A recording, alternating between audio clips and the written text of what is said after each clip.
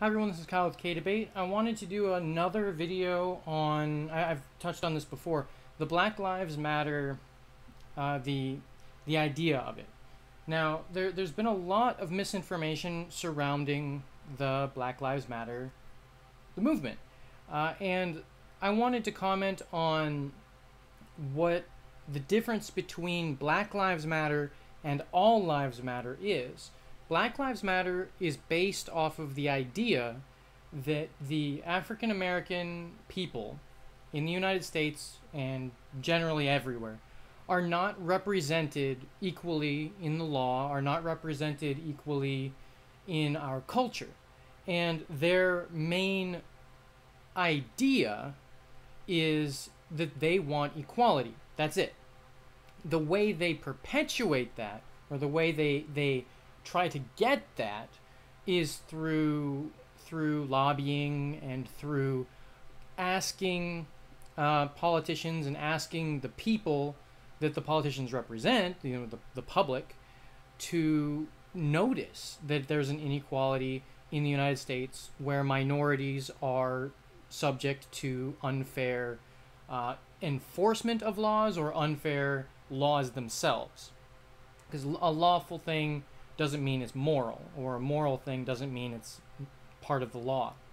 And they're asking for equality because there is not equality. That is their message. You can disagree with that either because you don't see it, or because you believe that the opposite is true, or as the All Lives Matter movement was created, was to say that they're already equal, that they're already subject to the same laws in the same representation, and that this endemic racism doesn't exist. So they're saying that these people are opportunistic, they're violent, they're criminals, and they're only protesting because they want more. They're playing the victims, and that they're not really out for equality. They're out for some kind of revenge or for compensation for past grievances that aren't related to them. So, historical guilt kind of thing. And that's the difference between the ideas of Black Lives Matter and All Lives Matter. And then you have Blue Lives Matter, which is the police, and that the Blue Lives Matter kind of gained popularity as an anti-Black Lives Matter because it became apparent that the monologue, the dialogue, sorry. The dialogue of it was Black Lives Matter versus everyone. And then it became Black Lives Matter versus the police. So it was the police brutality, or the police shootings, or the police not enforcing things equally, the stop and frisk thing, which was somewhere around 75% targeting minorities, even though the minorities were not even 50-50 with, it's like they're a third of the population, but 75% of the people stopped were minorities, stuff like that.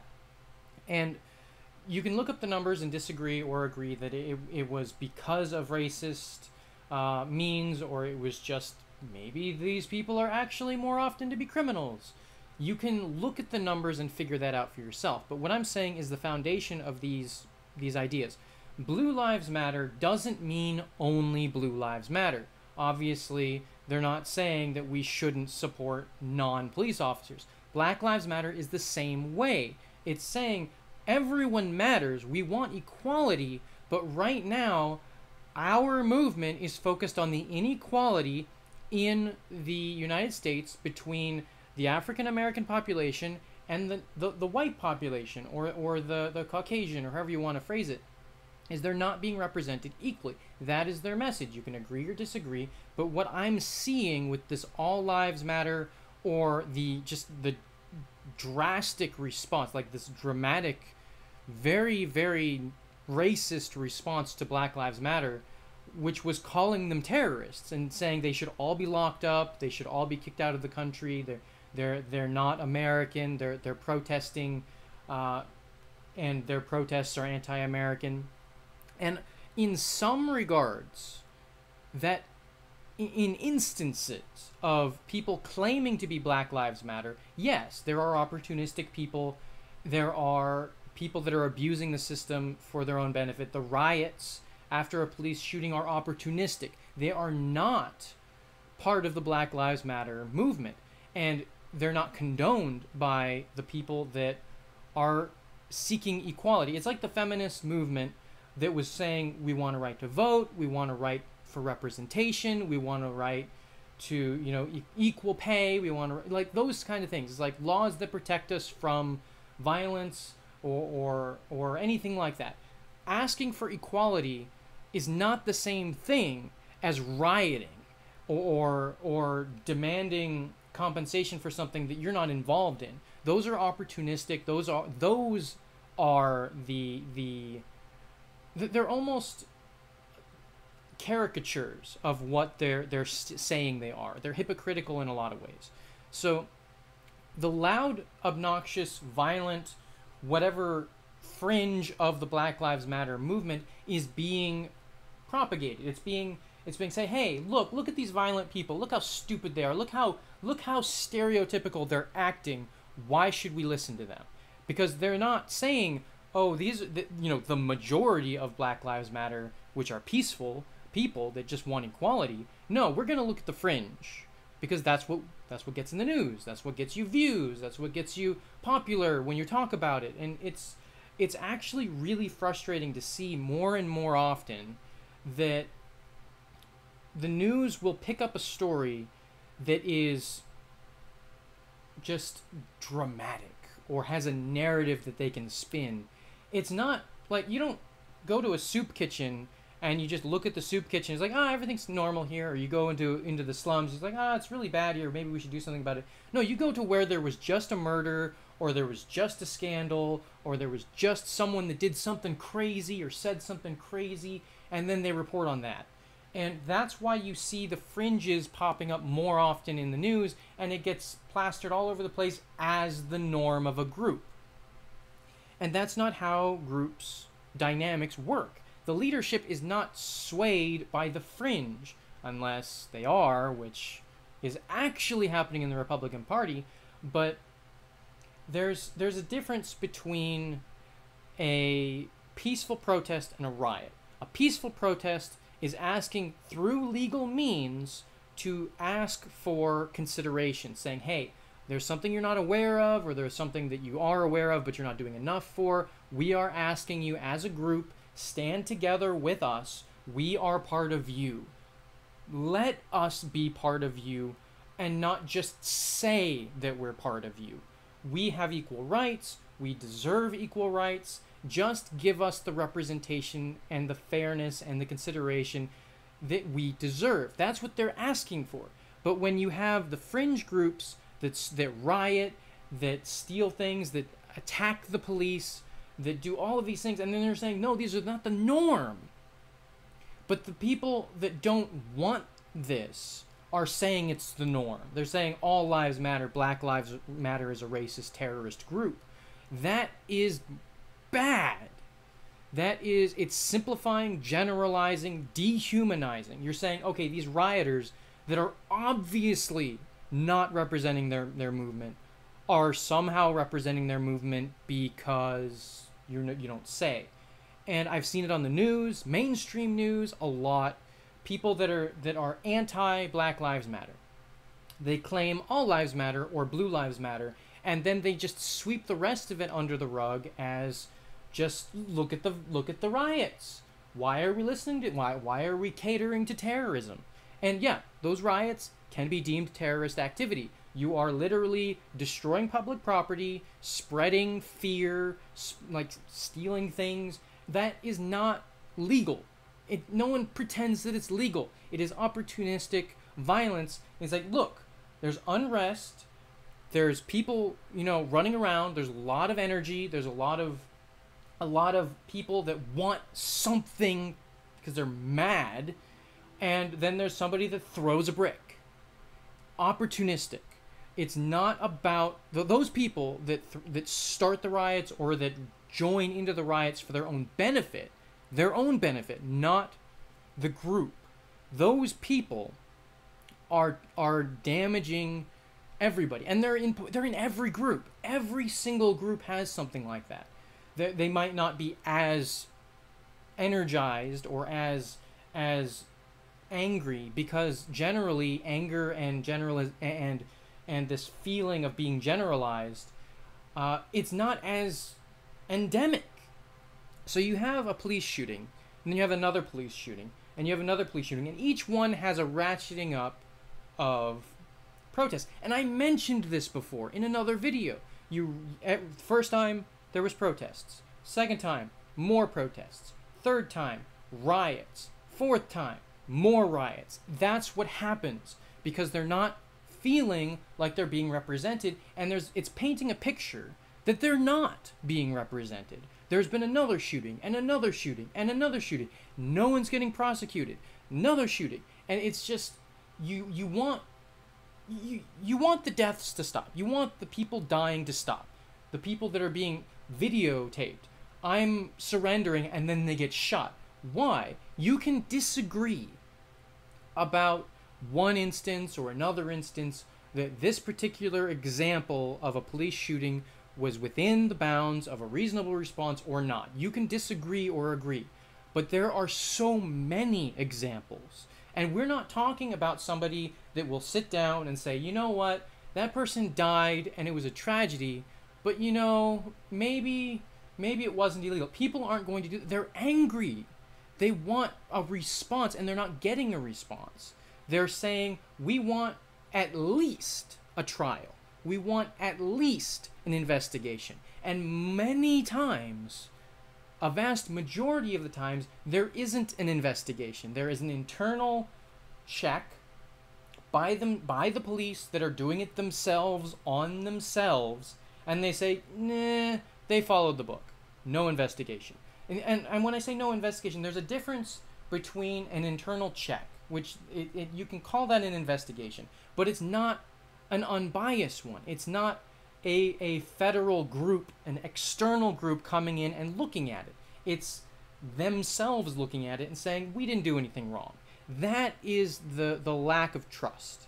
That's why there's a lack of trust, I mean. People are seeing this. So if you were a casino and a whole bunch of money went missing, and you did the investigation and said, you know, we didn't do anything wrong. And no, you can't do that.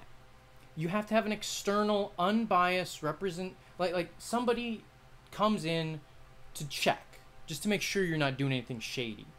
And people are asking for that. They're saying, we're not being represented, we're being marginalized, we're being ravaged, we're being unfairly targeted and killed by people with power. And being anti-abuse, if you are a Black Lives Matter activist, you are not automatically an anti-Blue Lives person. You can say the police have a level of respect that they deserve for putting their lives on the line every day. But at the same time, the police, need to hold that position with the same level of respect that it deserves. If you abuse that, if a police officer abuses their power, they are disrespecting that position. And the shootings, that's what people see. We're not saying all police are corrupt. We're not saying all black people are criminals. We're saying they need to be held accountable if that's what's happening, and they're not. The investigations are laughably biased. The media doesn't know what to say because they're torn between the truth and sensationalism. The people aren't getting information, so they don't know. There's the endemic mistreatment of the minorities that face that every single day, and that we, as an external group, don't see it. We don't know. All we can do is either talk to them and ask them, or we can try to empathize with them and say, you know, maybe it's true, let's look into it, let's work on this. But people don't want to do that because it's complicated. There's that whole feeling of white guilt. There's the feeling of reparation. Like, what Do we have to give them something? Is that racist? And it's a complex issue that people are simplifying for the sake of sensationalism and emotional response. And that's not how you fix something. That's how you make something worse. So you have people on national television saying that these people need to be locked up, that these people need to be labeled terrorist, a terrorist group, or a hate group at the very least. It's not. In its core, Black Lives Matter is an ideological movement saying we want equality and equal representation under the law, in our culture, with other nationalities. We want to be treated the same. We're not asking for more. Not all of them are asking. Some of them are asking for more. But those are the people that are missing the point of equality. Just like with the feminist movement that got taken over by radical, men-hating, fringe group people. And they're the loudest and they're the most sensationalized. But that doesn't mean the feminist movement is that. It means that it's been hijacked by the loudest, by the least willing to compromise, the least willing to actually want equality. And because they don't want equality, they want the other side. They want it to be flipped. They want to be in the ones in charge. And every group has that. Again, you cannot simplify. You cannot say the fringe is the one that represents the group, because that's not true. It's not true with the terrorists. It's not true with Black Lives Matter. It's not true with Blue Lives Matter. All Lives Matter, on the other hand, does have its basic premise in simplifying, because they're simplifying the idea that, you know, it's all equal. There's nothing to look at here. They just want stuff, or they're a terrorist group or whatever. You know, get rid of that group, embrace ours. And I see that as a problem. And again, not everyone in All Lives Matter is that way, but it's founded in the idea that they are right and the others are wrong because the other ones are evil, or illegally handling things, or are just, you label them criminals, and because they're anti-police or anti-government, or they're patriots or whatever. And that is a simplified, dangerous road to go down, because it was designed to try and get rid of the Black Lives Matter movement. That's what it was designed for when it was founded. And the Blue Lives Matter was more of a, please don't hate the police, we're here to protect you.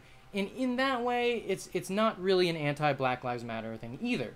But people on both sides that are the fringe groups, and all sides that are the fringe groups of their groups, are trying to push that. They're like, get rid of the other group. We are the righteous. And that's not how that works. You need to talk and understand and listen, not just yell. And we're not doing that. You have the people with the bumper stickers that are casual or hardcore, whatever. And then you have the people that are out there throwing bricks or shooting people, or going through the government to try and deem one group a terrorist group. And that's not how you integrate at all. It separates more and more, and then you get more and more angry people. And another tragedy, another tragedy, another tragedy. That's what bothers me, is people are using tragedy to try and push an ideological agenda that isn't related to the tragedy. They're saying, like, they're saying that this group is a terrorist group because they're responding to being shot. And it's not that simple. It's just, there's so many problems with how it's being narrated, how it's being discussed with all caps online. And it needs to be more thoroughly understood first before you start yelling, before you start responding with your vomit online, because that's what I see most of the time. Almost all of the time is just vomit all over the place online. Just hate, anger, misinformation, judgment, outright bigotry, and it needs to be corrected, and it's not being corrected. So That's my view on this whole thing, and I apologize if it wasn't as clear as it could have been, but I hope it was informative. I hope it was entertaining, and I hope to see you in the next video. And peace.